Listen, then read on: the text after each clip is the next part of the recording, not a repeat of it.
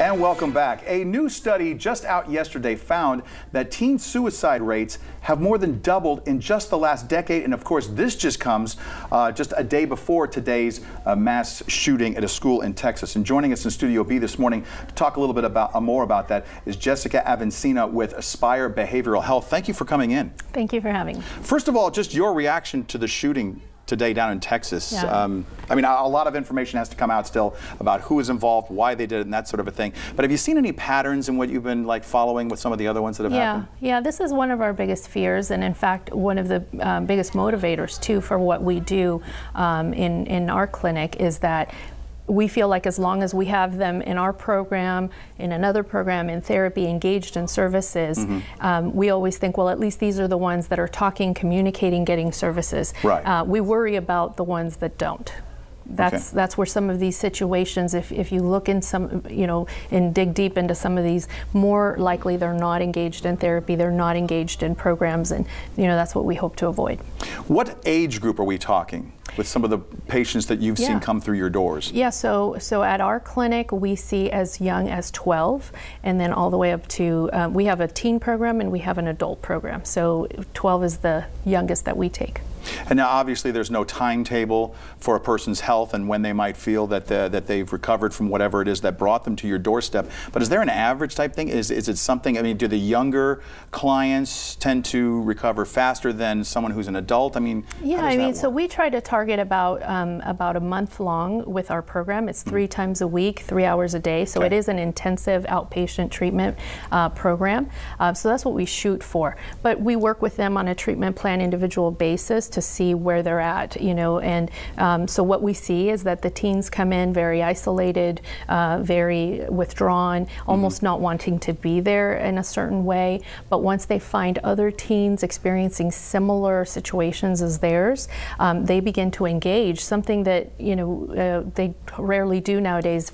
We don't allow the phones to be pulled out during the program, that kind of a thing. So it becomes this camaraderie, this group therapy really takes a life of their own, and so essentially they actually don't want to leave by the time it's time for their graduation. We have many graduations for them, but they come to us saying, well, can I get a few more sessions, that kind of a thing, because they enjoy their time there by the time they leave. When talking about suicide rates, the role that social media plays in that, I mean, because I mean, when you're talking about doubling in 10 years, that's kind of when social media took off. Right. That's exactly right. So they have such a strong, kind of stress on their shoulders, because before you would just leave all that at school, and whatever that stressor was for you, those people talking in a corner or whatever, you left that behind. Now it follows you no matter what time of day or night it is.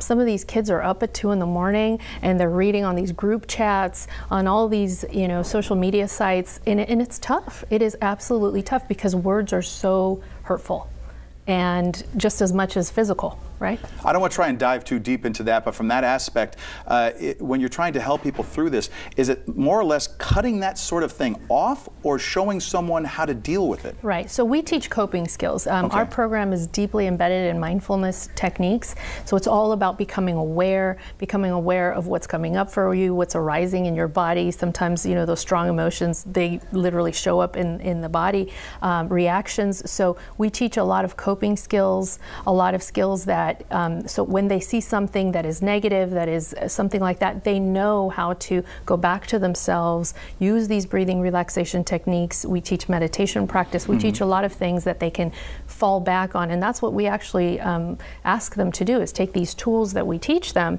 and then use them in their everyday lives moving forward. One last thing I wanted to ask you was, when parents at home notice a change, maybe they don't notice a change, because a lot of times they come, they say, well, I had no idea that my son or daughter or whoever was reacting and having this type of time. Once they realize it, how long should it be? I mean, what can they do personally? Is there something they can do, or should they seek out the treatment immediately? Yeah, so first and foremost, with parents, it's keeping those lines of communication open.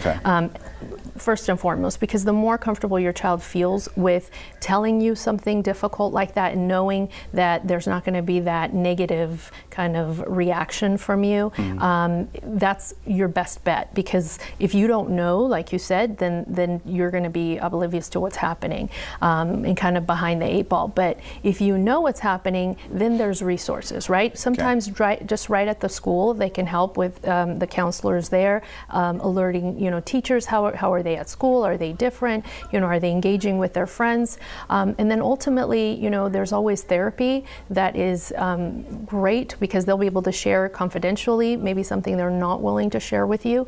But then that therapist can then work with the family member. And then there's also intensive services. That's where we come in. All right, Yessica Avancena, thank you for coming in. Excellent. Appreciate Thank you it. so much. Appreciate it. All right, there you go. Let's